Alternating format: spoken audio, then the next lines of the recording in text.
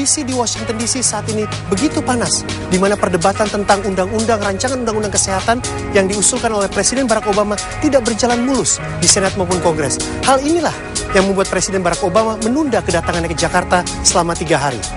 Dan tentunya kita akan menanyakan kepada masyarakat Amerika Serikat bagaimana pendapat mereka tentang rencana kedatangan Presiden Amerika Serikat Barack Obama, apakah hal itu cukup penting buat mereka, dan bagaimana juga hubungan Indonesia dan Amerika Serikat. A journalist from Indonesia, and in a few hours I'm going to interview President Obama. I need to ask you a question. What do you know about Indonesia, the country that will be visited by President Barack Obama? It's one of the largest Islamic populations in the world. It has a tremendous spread of its geography, and I'd love to visit there one day. You passed the test. How do you perceive the first year of Obama and his administration? The pressure? I agree with just about everything that he's trying to get passed. I wish I knew more detail about the healthcare plan. Because as they say in this city, major legislation, the devil is always in the details. What do you know about Indonesia? Not much. I really don't. I don't know that much about Indonesia, so I don't know what he'll be doing when he comes to Indonesia. Okay. What do you think about President Obama's first year administration, his work? I think that he has done a very good job in a very tough environment, both politically, domestically and foreign policy. I'm a journalist from Jakarta, Indonesia, and in a few hours I'm going to interview President Barack Obama. I was just wondering, what do you guys know about Indonesia, a country that will be visited by President Obama soon? It's a spy question. Not a whole lot, to be honest with you. Do you know where it is? It's in the Pacific Rim. Well, it's in the Middle East. Did you say Middle East? No, in the Far East. Okay. And there's hope that there's going to be good relations with the president and everything that's going on over there right now. And you know that the president spent 4 years of his childhood there? No, I didn't. Nope.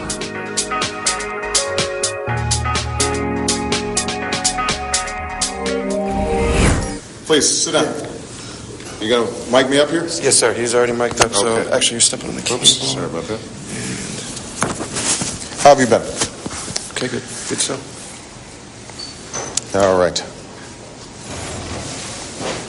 So I'm sure this is the first interview ever done by Indonesian television in the White House. It must be, right? Whenever we're ready.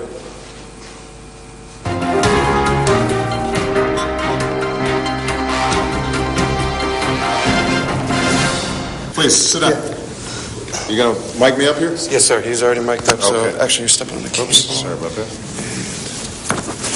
How have you been? Okay, good. Good, sir.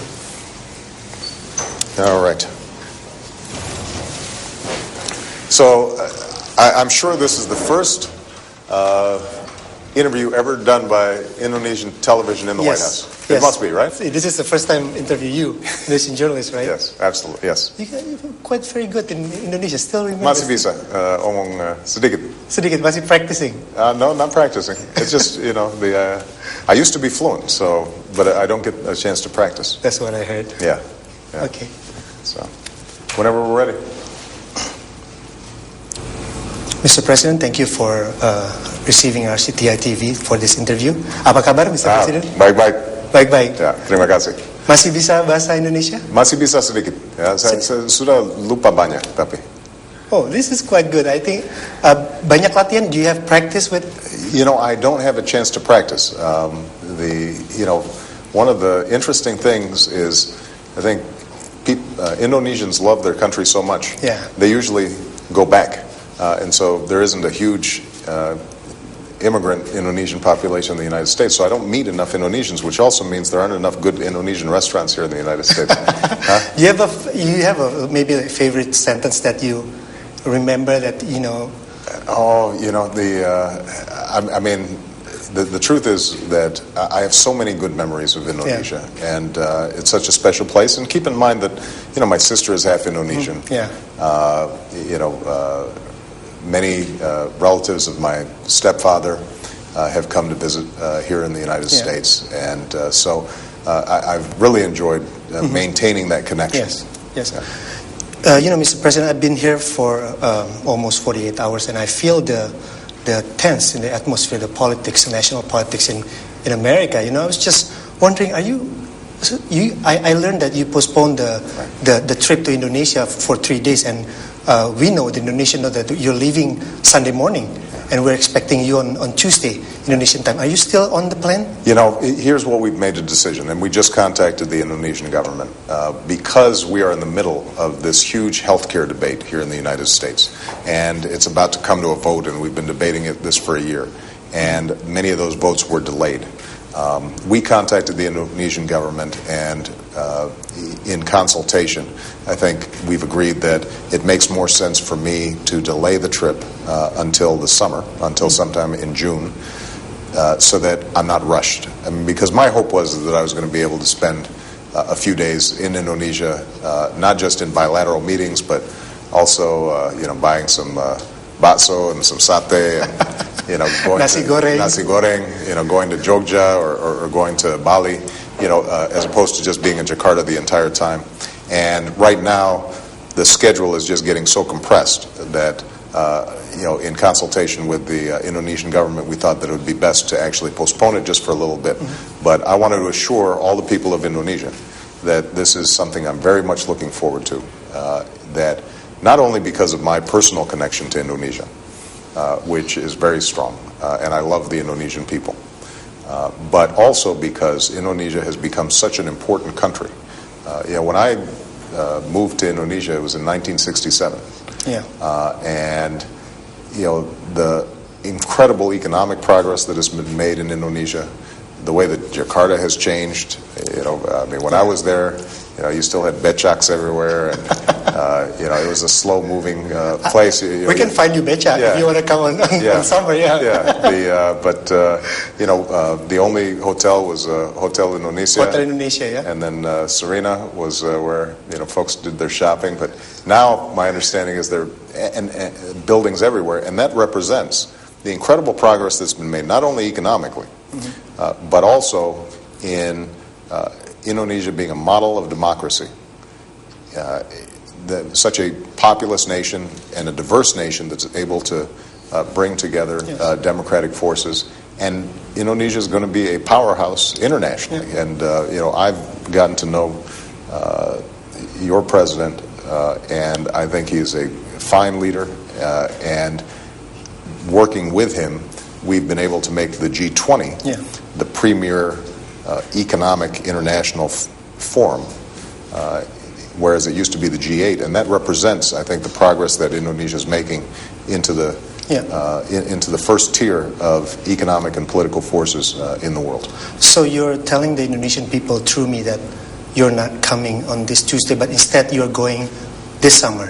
What we decided, we contacted the Indonesian government to let them know that we thought, rather than rush the trip, it was better for us to do it at a more leisurely pace, so that we can have an opportunity to travel. And my hope is that that way it's also easier for me to bring my family. And this time you're going to bring family? I hope so. And in your book also, you felt that you should bring the First Lady and your daughters to Prambanan, and to Bali, Borobudur, and to Bali, and take them to my old. I don't know if we can get to my old house in Menteng Dalam.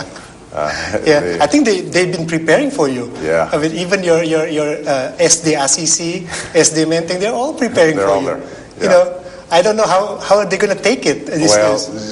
Please let them know. I'm going to let them know through you that I'm as disappointed as anybody. The only reason that we decided to delay this is because the most important domestic priority here in the United States is going to be voted on this weekend or early next week, and I have to be here. And unfortunately, I don't have control over the legislative schedule I'm not a prime minister where I can call the vote anytime I want. It's up to members of Congress to decide when they're going to call the vote, but I have to be here when they make that vote. We don't want terrorism to define our relationship to the Muslim nations around the world.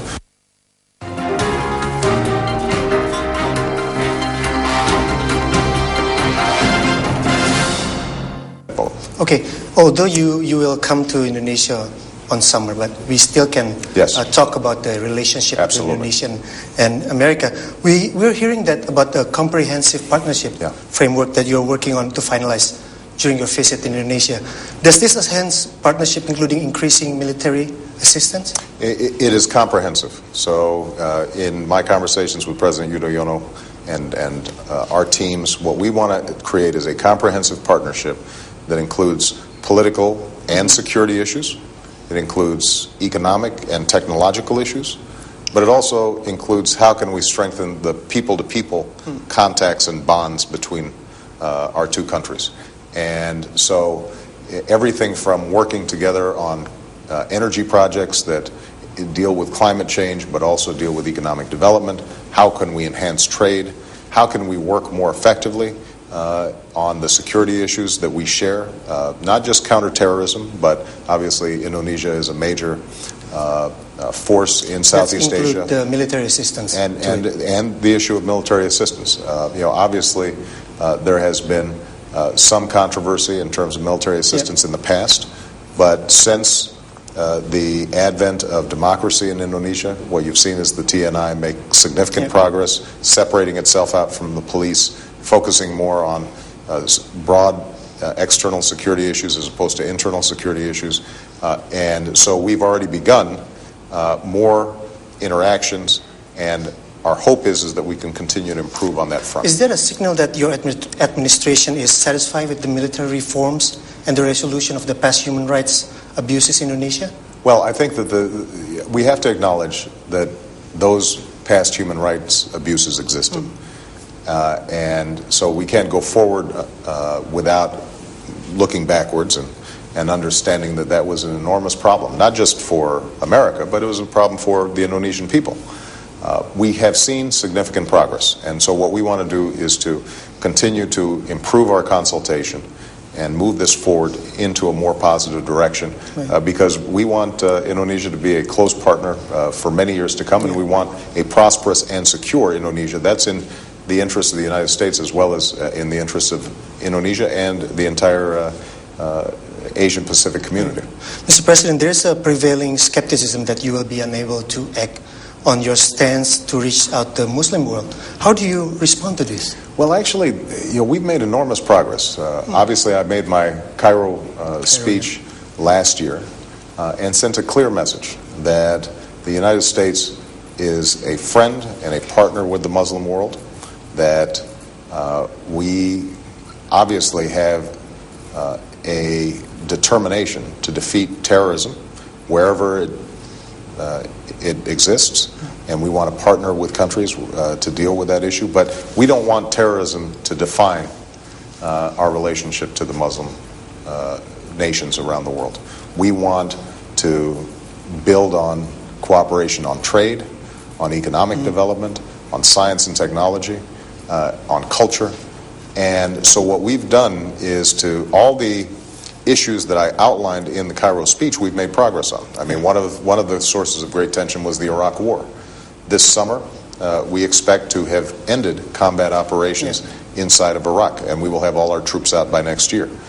We talked about the need to reach out, and I've put forward, for example, in Pakistan, we're setting up an entrepreneurship center in Saudi Arabia. During Hajj, we worked to make sure that the H1N1 virus did not affect people during Hajj.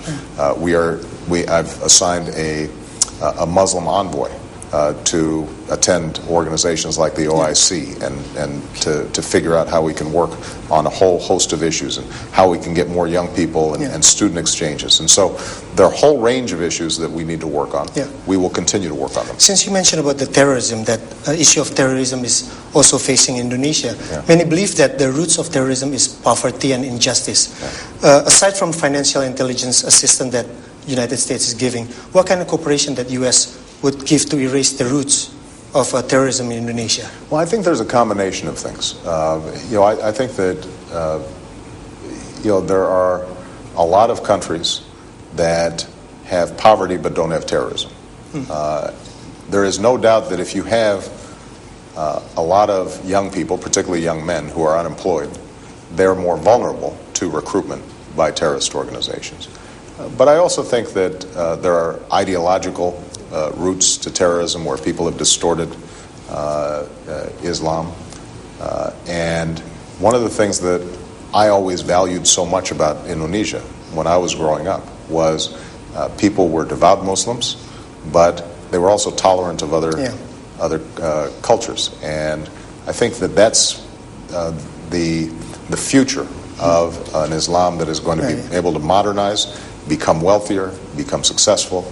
I mean, the history of Islam is that at its height, it was pro-science, pro-technology.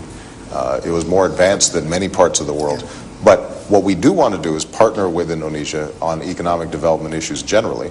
Obviously, the crisis in the 90s had a profound effect on Indonesia. It has now built back up and is poised to do very well. And we think we can be good partners not only in providing assistance for development, but also trade. And that trade relationship is one that I think can be very, very important. You mentioned about people to people. Many Indonesians have a high expectation that the U.S. under your leadership successful implementing the two-state solution to the Israeli and Palestinian conflict. Is this a realistic expectation? Well, it's going to be very hard. Obviously, it's been an issue for 60 years through Democratic and Republican administrations, through different governments in Israel.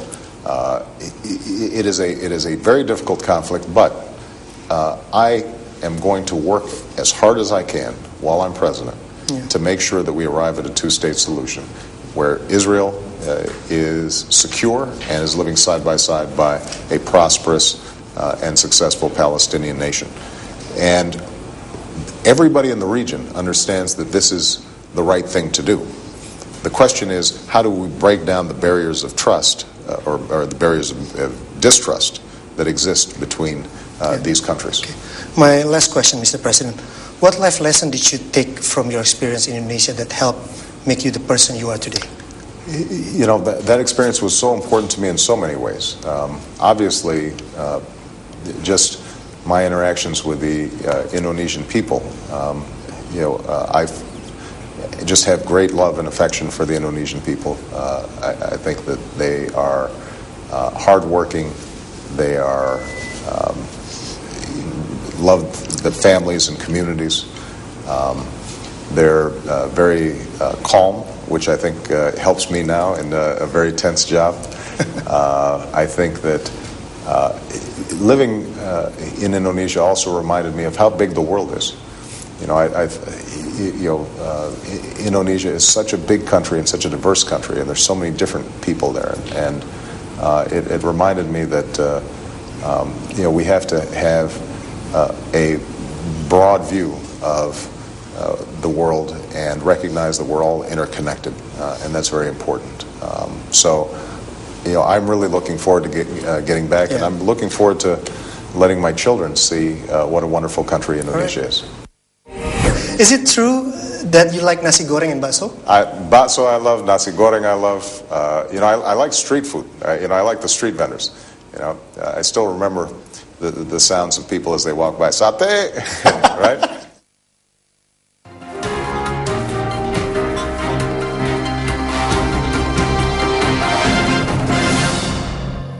My very last question, it would be a quick quiz to confirm that some story that went around in the country because you're so famous in the country.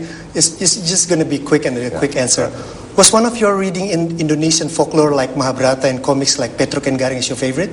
Well, I used to love the Mahabharata. I used to love Ramayana. I used to love Wayang, and I still do. I still, am inspired by the stories of Hanuman and, and Garing and Petruk? Absolutely. Did you really memorize Pancasila? No. You don't? That's a rumor that's not true. That's why I have to confirm. Is it true that you like nasi goreng and bakso? Bakso I love, nasi goreng I love. I like street food. I like the street vendors. I still remember the sounds of people as they walk by. Satay, right? Yeah, satay, bakso. Bakso. Oh, you listen to that? Oh, absolutely. I miss that. Is it true that you used to tease your female classmate to get their attention? That I don't know. That I deny. That you deny. Thank you. Do you remember breaking someone's arm? Yes, I do actually. By accident, we were tickled the guy. We were riding a bike together, and he fell. It was I was very traumatized. He said Is you he tickled okay? him. You tickle him from the back, and we fell on the bike. And I do remember that. I think he's okay. Is he okay? I think so. Please tell him that I apologize for that. I felt so bad. I remember feeling terrible. Okay. Yeah. The last one. Is it true you wrote a poem stating that your dream is to become a president? That's not true. I think that I remember reading one of my teachers saying that I was planning to be president when I was 6. When I was 6, I wanted, I think, to be a fireman. Fireman. Okay. All right. Thank you very much, Mr. President. Terima kasih. Terima kasih banyak. Yeah. Sampai jumpa. Selamat jalan. Terima kasih. Sampai jumpa di Jakarta. Good.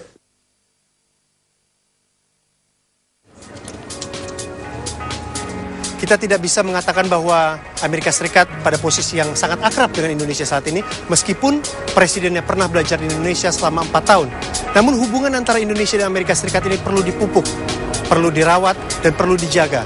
Karena ini hubungan yang tidak otomatis langsung bisa jadi. It's equally clear, I think, that the administration wants to maintain and strengthen the relations, the traditional alliances that we've had with Japan and Australia and Thailand, for example, and then there are a couple of other countries that are very important for the United States, and Indonesia is absolutely in the top among those because it's such a wonder. It has made such a wonderful transition to democracy over the last 10 years.